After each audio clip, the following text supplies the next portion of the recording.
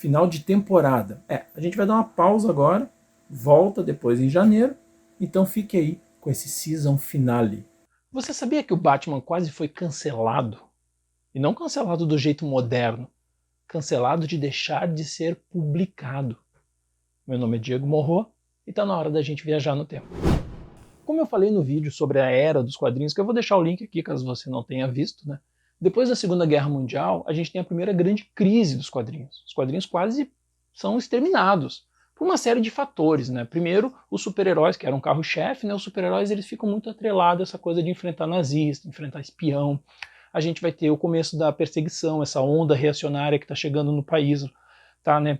Que o culpado de tudo são as histórias em quadrinho, meu Deus, vão destruir a infância, tarará, tarará. A gente tem a crise dos pontos de vendas, porque os quadrinhos eles eram vendidos, era uma indústria de massa, né? Então a gente até no livro, quando estava escrevendo, eu tive que voltar e trocar a palavra banca. Não posso falar a palavra banca até chegar lá nos anos 70, tal, porque na Era de Ouro e grande parte da Era de Prata, a venda dos quadrinhos não era só na banca, não. A venda dos quadrinhos era em posto de gasolina, era em farmácia, era em mercadinho. Eu sei, eu vou fazer um vídeo sobre distribuição, eu prometo. Então isso começa a fechar, começa a parar de pedir revistas, então vários fatores vão levando à crise, né, da Era de Ouro, final da Era de Ouro. E aí o que acontece? Chega também a censura, né, por causa do Comics Code, e aí então isso limita demais as histórias, fica tudo muito, né, cuidado com o que tu vai falar.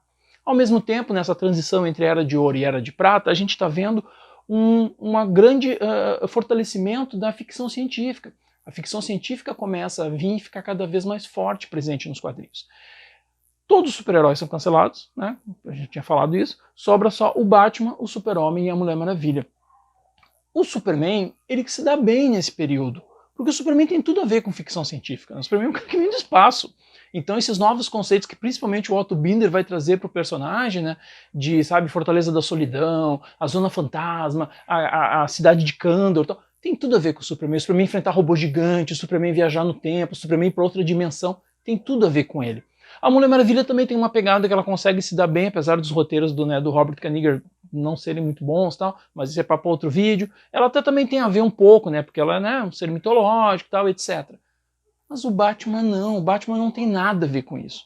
E aí a gente vai ver as vendas do Batman despencarem. Nesse período onde principalmente o editor é o Jack Shift, as vendas do Batman caem demais, demais, a ponto, né, da National ter que, hoje DC, né, a National tira o Jack Shift do controle das revistas do Homem-Morcego e passa para o Júlio Schwartz. E aí o Júlio Schwartz, que é o cara que vai criar a Era de Prata, né, com a sacada de vamos remodelar o Flash, depois remodela o Lanterna Verde, e aí então depois ele vem, né, com seu grande golpe de fazer a Sociedade da Justiça virar a Liga da Justiça e salvar toda a indústria. O Júlio Schwartz, cara incrível, ele se dá conta, gente, o Batman não tá vendendo porque a essência do personagem foi destruída. O Batman é um vigilante, ele é um detetive, ele é um personagem pulp, ele não tem que ficar enfrentando um robô gigante, Batman de outra dimensão, Batman arco-íris, Batman, sabe, de viajar no tempo, não tem nada a ver com ele isso. Não tem nada a ver com ele. Então o Júlio pensa, olha só, a gente tem que fazer ele voltar a ser o Cavaleiro das Trevas, mas eu também preciso fazer um upgrade no personagem. Assim como ele tinha feito no Flash, assim como ele tinha feito no Lanterna Verde, guardado as proporções, claro, né? Ele quer fazer um upgrade no Batman. E aí o nome que ele chama para isso é o cara que ele tinha chamado para fazer o upgrade no Flash, que é o Carmine Infantino. O Carmine Infantino, ele nasceu em 14 de maio de 1925 e ele falece, né, em 4 de abril de 2013. Ele é um dos maiores nomes da nona arte, não só pelo lado desenhista dele, que é gigante, né? A gente já vai explicar a bio dele aí. Ele criou vários personagens, por exemplo, né? Quando ele estava tocando o Flash, ele fez o Homem Elástico, ele fez o Wally West, a Iris West, ele faz o Capitão Boomerang, o Capitão Frio, o Gorilla Grodd, ele vai criar o Deadman, né? O Desafiador aqui no Brasil, ele vai criar o Alvo Humano. Então ele é um dos caras da Era de Ouro que começa muito cedo. Ele com 14 anos ele já estudava na School of Industrial Art. Ele é um dos gigantes que passa pelo estúdio do Harry A. Chesler. O Harry A. Chesler, a gente coloca no livro a bio dele também, ele é um senhor, um empresário que vê nesse período da Era de Ouro uma chance de ganhar dinheiro com os quadrinhos. Ele tinha vários negócios, imóveis, leite, tal, fábrica de leite e tal, mas ele vê nos quadrinhos o que ele saca? gente, tem muito quadrinho aí, as editoras precisam de conteúdo, então ele cria o primeiro estúdio, primeira fábrica de quadrinhos que vai alimentar as editoras. É por causa dele que o Will Eisner e o Jerry Eager depois criam a deles, que vai virar a grande, né, a mais importante e tal, que além de ser uma fábrica de quadrinhos, também é uma fábrica de talentos. No caso do Chesler, também grandes nomes vão lá estudar com ele. E ele é uma das poucas pessoas que é elogiado no nosso livro pelos colegas do mercado, porque diz que ele era um chefe muito querido, ele era durão e tal, mas ele era tão querido que, por exemplo, no caso do Carmine e no caso do Joey Kubert, por exemplo, que começaram, né, com 14 anos lá, o que ele fazia? Ele dava um salário para os meninos, porque, pô, gente, a gente está vivendo ali num período que ainda está pegando a depressão e tal. Ele sabia que os meninos não podiam simplesmente ficar sentados lá no estúdio olhando os artistas trabalhar para aprender a desenhar, porque talvez fosse faltar dinheiro, né, para ajudar a família. Então ele pagava para esses meninos, para o Carmine, para o Joey Kubert e para vários outros, para só ficar olhando os caras desenhar, aprendendo com os gigantes, ensinando os gigantes. Então o Carmine ele começa muito cedo, ele passa nesse estúdio, onde ele conhece o Joey Kubert, ele vai ficar amigo do Alex Toth, eles têm toda uma panelinha lá que vão virar grandes autores, né, grandes artistas, e aí depois ele começa a ter vários mentores maravilhosos. Por exemplo, logo no começo da carreira dele, ele passa pela Quali, né, como estagiário lá na Quali, ele vê o Will Eisner trabalhando, ele vê o Lou Fine trabalhando, depois ele vai para Levi Clanson, onde ele vê o Charles Biro trabalhando, né, fazendo inclusive o Daredevil. Depois ele consegue um roteiro com o Joe Simon, então o Joe Simon está lá de editor na Timely, né? Ele vai lá, trabalha um pouquinho na Timely, vê o Joe, vê o Kirby, uma amizade que vai render muito, tá? E aí então ele chega então na National e conhece o Sheldon Mayer, né? O grande editor da época, o Sheldon Mayer, que foi um dos grandes editores, né, da história também, que era desenhista também, autor, e o Sheldon Mayer, então, ele se torna o grande guru do Carmine, ensinando o Carmine como fazer uma história em quadrinho, como contar uma história em quadrinho. Até tem um momento bem bonito da entrevista, que quando ele vai a primeira vez levar o portfólio, a gente coloca isso no livro, né? O Sheldon fala para ele assim, cara, olha só, teu portfólio é bom, eu posso te contratar agora, mas se tu voltar para casa e estudar mais, daqui a meio ano vai ser melhor. E eu prometo que eu seguro a tua vaga. E ele volta para casa e continua estudando, ele continua, né, no curso de desenho dele. Quando ele volta 6 meses depois, aí sim, né, o Sheldon contrata ele, então, e ele começa a trabalhar para a National, hoje DC. Aliás, na National, o primeiro trabalho do Carmine é junto com o Robert Kaniger, né, que eles, né, a dupla que fez o novo Flash, mas o primeiro trabalho dele é justamente criar a Canário Negro. A Canário, ela aparece pela primeira vez na Flash Comics número 86. É a estreia dele, já criando um personagem. Ele é um grande criador de personagens, né? Tem uma lista de personagens no currículo dele. Então ele já entra na National criando a Canário. Na virada ali na década de 50, o que ele faz? Né? Tá começando a crise e tal. Ele vai trabalhar para o estúdio que o Jack Kirby e o Joe Simon criaram, né? Que é o Crestwood, justamente porque ele quer ver como é que o Jack Kirby desenha. E aí que começa a grande amizade deles, que vai durar anos.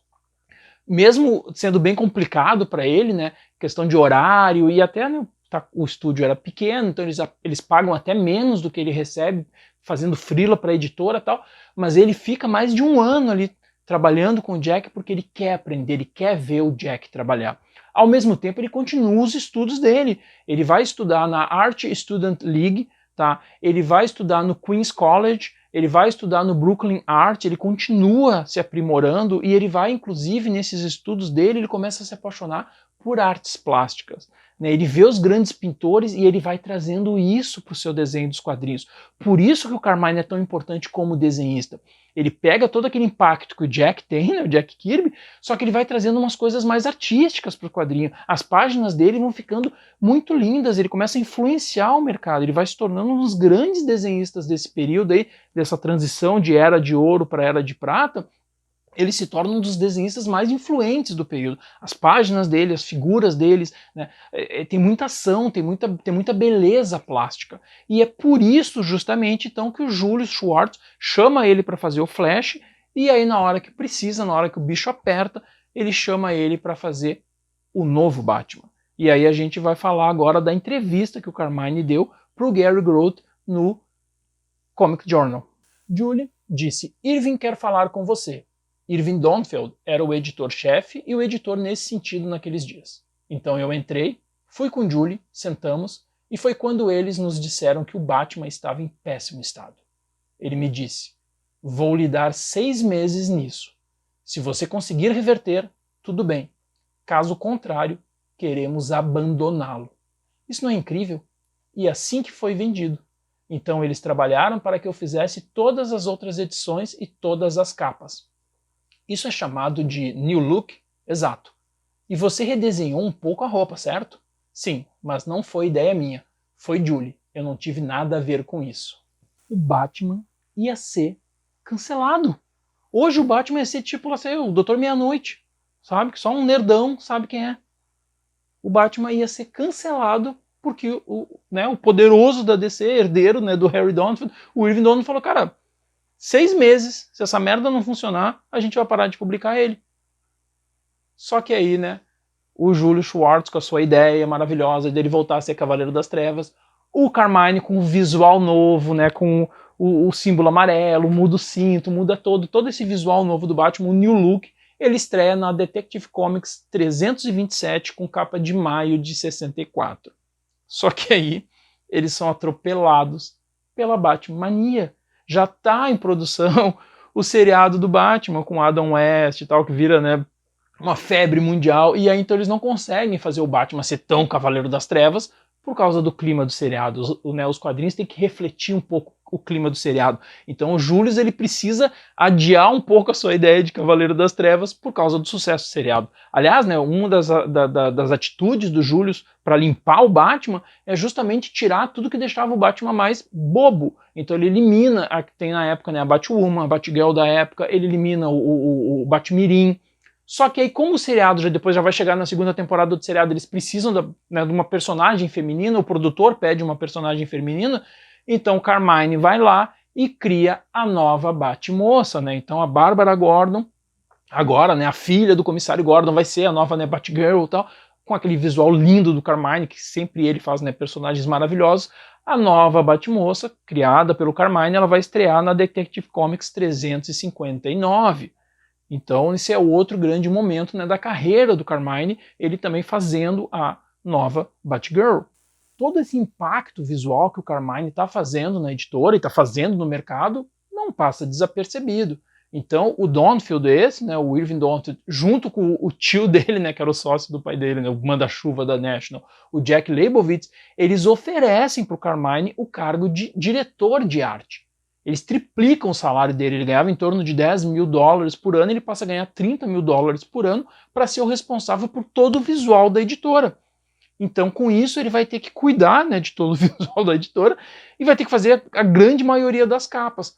E aí, infelizmente, a gente perde, né, nesse momento, o Carmine desenhista. Ele tem que se afastar, porque não dá, né, muita coisa, muito volume de trabalho dele como diretor de arte é muito grande. Então ele precisa se despedir dos personagens que ele ajudou a, né, remodelar, criar. Ele tem que dar tchau pro Batman e ele tem que dar tchau para o Flash, né? Então a última história do Batman que ele faz é na Detective Comics 369 e a última história do Flash que ele faz é na Flash 174. São as últimas 2 historinhas que o Carmine vai desenhar, porque agora então ele é o diretor de arte. Só que aí o que acontece? Justamente quando ele está se despedindo, né, do Flash, aí em 67, começa aquelas grandes fusões que vão acontecer no mercado nos Estados Unidos. E aí, então, a grande empresa, a Kinney, eu acho que é essa a pronúncia, acho que é Kinney, a Kinney compra a National, que vai comprar o Warner também e vai virar a grande Warner, tá? O grande, que dura até hoje, né? O grande conglomerado da Warner é justamente nesse período. E aí, o Donfield, que é né, tem as maiores ações ali e tal, os caras fazem um monte de promessa para ele e para a irmã dele, só que não cumprem essas promessas. E aí o Donfield fica pé da vida, vai falar com o Jack Leibowitz, né, o sócio do pai dele, né, durante décadas, tal, e diz assim, ó, tio, não dá, não quero mais, eu vou embora. E ele sai da National, e olha o detalhe que a gente colocou no livro, ele não olha para trás. Ele deixa no escritório dele toda a coleção de gibi que ele tinha. Sério, ele deixa lá a Action Comics número 1, a Superman número 1, a Detective Comics 27, ele deixa toda a coleção dele para trás. Se não foi pro lixo, alguém ficou muito rico. E quando então o Irving Donfield sai, o Carmine vai lá falar, né, com o Jack Leibowitz, cara, né, o Irving é o editor-chefe, ele saiu, o que eu faço? E aí o Jack olhou para ele e falou, tu é o editor-chefe. Não, mas como assim? Eu sou o editor-chefe? E aí ele vira o editor-chefe da National. E aí o Carmine faz algo que muda a empresa e vai mudar o mercado também. Ele coloca grandes artistas como editores. Porque até então a maioria dos editores eram roteiristas, ou alguém que tem mais, né, afinidade com o roteiro, como é o caso do Julius Schwartz e do Mort Weisinger, né, que ficou décadas ali cuidando do Superman. Então o Carmine muda isso. O Carmine traz para ser editor da National, ele coloca no cargo de editor o Joey Orlando, ele coloca o Joey Kubert, ele coloca o Mike Sekowsky. É ele que vai trazer para a National, ele que vai roubar da Charlton o grande, né, Dick Giordano, e junto com o Dick Giordano quem é que vem? Vem o Dennis O'Neil, vem o Steve Ditko. É durante o período que o Carmine é o editor-chefe da National que chega o Neal Adams. Então o Carmine ele causa uma revolução na empresa. E aí, com o Dennis O'Neil e o Neal Adams, e passando a Batmania, finalmente o Julius Schwartz tem sinal verde para salvar de vez o Batman. Ou seja, o Carmine continua salvando o Batman. Ele começa a salvar o Batman como desenhista e ele finalmente salva o Batman como editor-chefe da DC. É ele, né, que dá o sinal verde para o Dennis O'Neil, o Neal Adams, né, sob, né, o controle, né, do editor Julius Schwartz, fazerem o Batman virar o Cavaleiro das Trevas de novo. E aí, após quase 5 anos, né, como editor-chefe, tocando a National, por uma série de fatores, uma série de problemas no mercado de novo, crise, etc., o Carmine acaba saindo, né, em 19 de janeiro de 1976, ele sai do cargo de editor-chefe e entra no lugar dele a Janet Kahn, que também vai, né, revolucionar a editora e o mercado. Então, assim, os dois grandes editores-chefes, né, que fizeram a hoje DC ser o que é, são o Carmine Infantino e a Janet Kahn. Só que ele era um nome muito grande, então fora da editora ele vai trabalhar na Warren, ele vai trabalhar na Marvel, é óbvio que a Marvel não vai perder um cara desse, então ele vai fazer grandes quadrinhos na Marvel. Na década de 80, no começo da década de 80, ele acaba voltando para DC, ele também trabalha, né, já DC, né, a National já virando DC, ele faz alguns trabalhos para DC e tal, então ele vai, né, vai indo, até que devagarinho ele vai, né, vai diminuindo a produção dele e ele acaba se aposentando desse lado dele como desenhista. Um dos últimos trabalhos marcantes dele é em 1989, né, como a gente tem o filme do Tim Burton, né, do Batman do Tim Burton, então isso tem, né, uma nova Batmania, o que acontece? O Batman volta a ter uma tira de jornal, e é justamente o Carmine que vai desenhar essa tira de jornal do Batman, né, que vem na onda do filme com o Michael Keaton e o Jack Nicholson. É ele que desenha a tirinha, que dura ali uns quase 2 anos, é ele que acaba fazendo a tirinha. Só que então depois ele acaba se aposentando, ele quando se aposenta ele vira professor na School of Visual Art, e fica um tempo ensinando ali, né, os alunos e tal, né, os mais prestigiadas, se não a mais prestigiada escola de desenho para quem quer ser quadrinista. E aí o que acontece? Em 2004, o Carmine processa a DC por causa de todos os personagens que ele criou, inclusive o visual do Batman, etc, etc. Só que naquelas maldades, né, que a gente sabe que sempre aconteceu, e a gente tem vários casos assim relatados no livro, por causa da sacanagem dos contratos de freelancer e tal, etc., o processo não vai para frente, né? O processo ele é considerado, né, improcedente, né? Tipo assim, não tem como porque tu era freelancer, não tem como tu ter direito disso aí e tal. E aí, então, ele acaba não recebendo nada pelos personagens que ele criou. Ironicamente, né, no mesmo mês que sai o resultado do processo, é justamente o mês que a DC publica o último trabalho do Carmine, que é uma edição especial em homenagem ao Julius Schwartz. A edição se chama DC Presents, né? DC apresenta Batman número 1. É uma homenagem ao Julius Schwartz, e aí o Carmine, né, se despedindo da sacana DC Comics, justamente com o personagem que ele salvou. Então a próxima vez que você abrir o seu gibi do Batman, que você assistir um desenho do Batman, que você jogar um game do Batman, que você comprar sua camiseta do Batman, não esqueça de mandar um salve pro grande Carmine Infantino. Se não fosse o Carmine Infantino, talvez a gente não tivesse o nosso Homem-Morcego aí para alegrar as nossas noites de Gotham. Ó, é a nossa tarde. É hora da gente voltar pro presente. Já sabe, né? Se você gostou, dá um joinha no vídeo, se inscreve no canal, comenta, diz o que você gostaria de saber. Eu prometo que eu vou fazer o de distribuição. Eu prometo, é que o assunto é muito complicado. Eu prometo que eu vou fazer, eu prometo. Beijo e até a próxima.